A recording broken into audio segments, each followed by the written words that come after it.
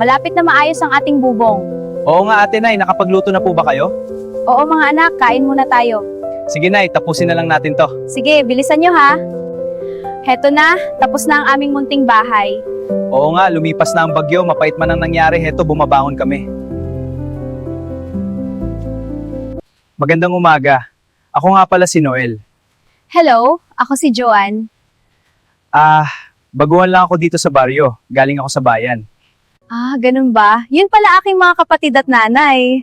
3 weeks later. Nay, mga kapatid si Noel nanliligaw sa akin. Depende sa'yo ate kung tatanggapin mo. Oh, ayan mukhang boto mga kapatid ko sa'yo, Noel. Noel, ito pala tatay ko, kamamatay lang 2 months ago. Ay, ganun ba? Sayang hindi kami nagkita. Kung buhay pa si tatay, tiyak baka hindi ka nung papayagan mag-BF ate.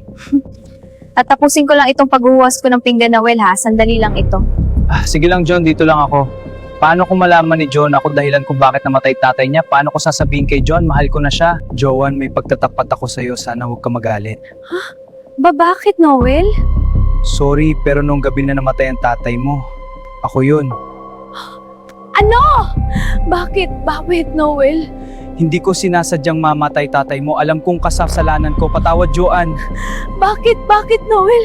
Patawad, Joanne. Lumayas ka, Noel! Lumayas ka! Mamatay tao ka! Joanne, patawad. Patawarin mo sana ako. Ayaw na kitang makita pa! Lumayas ka! Joanne, patawad. Lumayas ka! Ah! Bakit ay hindi ko kaya tanggapin ang taong dahilan ng